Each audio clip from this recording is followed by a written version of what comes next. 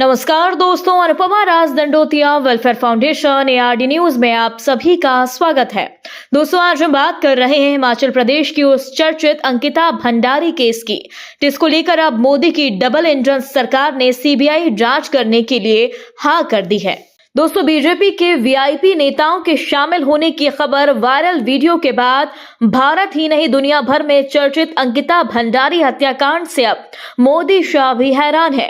दोस्तों, अब इस पर हो रहे धरना प्रदर्शन आक्रोश को कम करने के लिए उत्तराखंड के मुख्यमंत्री पुष्कर सिंह धामी ने बड़ा ऐलान किया। दोस्तों, धामी ने इस मर्डर केस में CBI जांच की सिफारिश कर दी है, यानी अब इस मामले की जांच CBI करेगी। अंकिता का परिवार, विपक्षी दल और प्रदर्शनकारी इस मांग को लेकर लगातार आवाज उठा रहे थे और अंकिता के हत्यारों को सजा दिलाए जाने की मांग को लेकर 11 जनवरी को उत्तराखंड बंद करने का आह्वान भी किया गया था, जो अब टल गया है क्योंकि CBI जांच की मुख्यमंत्री ने मांग कर दी। पर अंकिता भंडारी CBI जांच से ना तो अंकिता के परिजन ही सहमत हैं और ना ही समर्थक और आंदोलनकारी। दोस्तों, अंकिता भंडारी हत्याकांड मामले में CBI जांच की घोषणा के बाद एक बार फिर राज्य सरकार के कथित तौर पर मामले में शामिल VIP के खिलाफ नई FIR दर्ज करने को लेकर विवादों में घिरी हुई है। दोस्तों, आपको बता दें, अंकिता भंडारी मामले में नया केस पद्म भूषण पुरस्कार से सम्मानित अनिल जोशी के शिकायत पर दर्ज किया गया। स्वर्गीय बहन अंकिता भंडारी के साथ हुई दुर्भाग्यपूर्ण घटना की जानकारी मिलते ही राज्य सरकार ने, प्रशासन ने बिना किसी भेदभाव के पूरी पारदर्शिता के साथ, निष्पक्षता के साथ कार्रवाई प्रारंभ की। तत्काल SIT का गठन एक महिला IPS अधिकारी की लीडरशिप में किया गया और प्रकरण से जुड़े हुए सभी अभियुक्तों को शीघ्र गिरफ्तार किया गया। उसकी ठोस पैरवी माननीय न्यायालय में की गई। उसी का परिणाम हुआ कि ट्रायल के दौरान किसी भी अभियुक्त को जमानत नहीं मिली। SIT द्वारा विवेचना के बाद अभियुक्तों के विरुद्ध चार्जशीट दाखिल की गई और निचली अदालत ने सुनवाई पूरी होने पर अभियुक्तों को आजीवन कारावास की सजा सुनाई। यह इस बात का प्रमाण है कि राज्य सरकार ने शुरू से लेकर अंत तक पारदर्शिता, दृढ़ता के साथ न्याय सुनिश्चित किया है। हाल के दिनों में सोशल मीडिया पर प्रसारित हुई ऑडियो क्लिप्स के संबंध में अलग अलग FIR दर्ज की गई हैं, जिसकी जांच जारी है। कुछ लोगों ने इस दौरान अपने राजनीतिक उद्देश्यों की पूर्ति के लिए भ्रामक स्थितियां पैदा करने का प्रयास किया है, प्रदेश में भ्रम की स्थिति पैदा करने का काम किया है। ऐसे में सरकार का दायित्व है कि देवतुल्य जनता को इस स्थिति से निकाला जाए, उनकी भावनाओं का सम्मान किया जाए। और हमने सोचा कि सबसे ज़्यादा पीड़ित पक्ष उनके माता पिता हैं और उनका पक्ष जरूर जानना चाहिए। मैंने उनके माता पिता से बात की है और उन्हीं के द्वारा बातचीत में कहा गया है कि CBI की जांच होनी चाहिए इस प्रकरण में, जिसका सम्मान करते हुए हम इस मामले की जांच CBI से कराने की संस्तुति कर रहे हैं। हमने पहले भी न्याय सुनिश्चित किया है और आगे भी पूरी प्रतिबद्धता के साथ, दृढ़ता के साथ हम स्वर्गीय बहन अंकिता को न्याय दिलाने के लिए संकल्पबद्ध हैं और बहन बेटियों की सुरक्षा हमारी सर्वोच्च प्राथमिकता है। उनके विरुद्ध किसी प्रकार का अपराध सहन नहीं किया जाएगा और अपराधियों को ऐसी सजा मिलेगी जो समाज के लिए भी एक नजीर बनेगी, जिसको लेकर कांग्रेस हमलावर है। कहा जा रहा है कि जोशी की शिकायत से अंकिता भंडारी का केस कमजोर हो जाएगा। वह कथित VIP को बचाने का एक तरीका मान रही है। दोस्तों, आपको एक बार पुनः बता दें, उत्तराखंड के बहुचर्चित अंकिता भंडारी हत्याकांड मामले में बीते कई दिनों से विरोध प्रदर्शन और जन आक्रोश जारी है।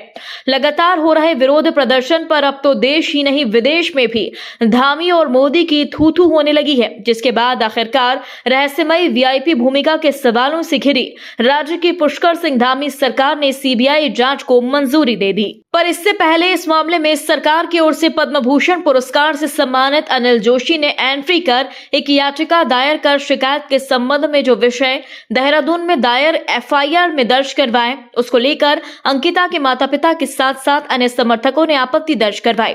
कहा, जोशी की FIR केस को कमजोर करने और VIP को बचाने की कोशिश की गई है। वह भी कथित तौर पर मामले में शामिल वीआईपी के खिलाफ जांच की मांग को कमजोर करेगा। दोस्तों, इसी को लेकर सीबीआई जांच के आदेश के बाद भी बंद का ऐलान किया गया। अंकिता भंडारी के लिए न्याय की मांग करते हुए विपक्षी दलों और विभिन्न अन्य नागरिक सामाजिक संगठनों ने राज्यव्यापी बंद का आह्वान किया था, जिसका मिला जुला असर देखने को मिला। दोस्तों, अंकिता भंडारी केस में तत्कालीन भाजपा नेता और रिजॉर्ट मालिक विनोद आर्या के बेटे पुलकित आर्या और उनके दो सहायकों सौरभ भास्कर और अंकित गुप्ता को हत्या के आरोप में दोषी ठहराए जाने के बाद तीनों को आजीवन कारावास की सजा सुनाई गई थी। पर दोस्तों, अंकिता भंडारी केस में तब उछाल और बवाल आया जब टेलीविजन अभिनेत्री उर्मिला सनावर ने सोशल मीडिया पर अपनी पोस्ट के जरिए संकेत दिया कि अंकिता भंडारी मामले में जिस वीआईपी की बात हो रही थी वह दुष्यंत गौतम है। दोस्तों, टीवी एक्टर सनावर ने आरोप लगाया था कि भाजपा नेता और ज्वालापुर के पूर्व विधायक सुरेश राठौर ने 4 साल पहले अपनी पहले से शादीशुदा होने का खुलासा किए बिना उनसे शादी की थी। यही नहीं, राठौर से अलग हो चुकी अभिनेत्री ने दावा किया कि पूर्व विधायक ने ही उन्हें बताया था कि गौतम रिसेप्शनिस्ट की हत्या से जुड़ा रहस्यमयी वीआईपी है।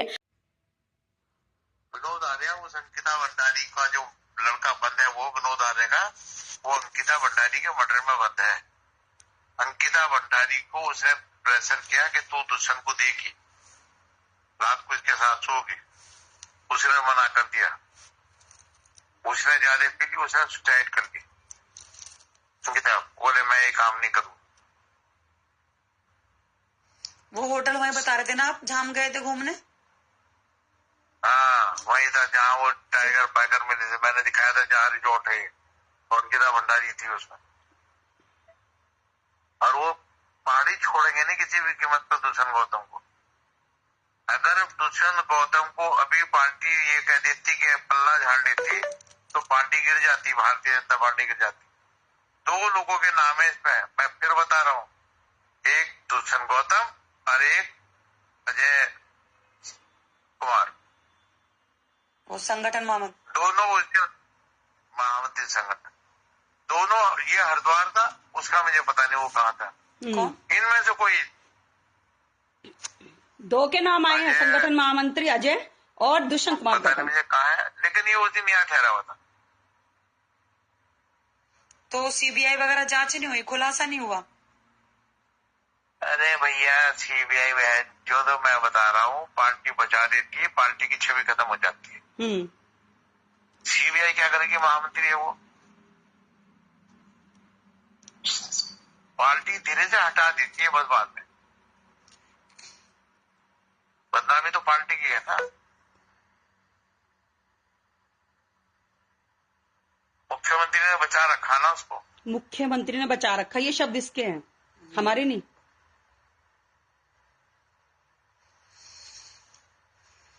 सारी किस्सा तो पार्टी को लेके बैठ जाएगा, वो तो ऐसा मामला मैं बता रहा था। अभी तो चुनाव तो आने दो। पोस्टर आप घूमे ना, पोस्टर दुष्यंत गौतम के और अंकिता भंडारी के, मेरे मुंह पर मुंह देना। 7 केस है, 7 महिला अपहरण, 7 जो उसके खिलाफ गए। ऊपर पार्टी में सबूत, जो मैं सबूत के जमा।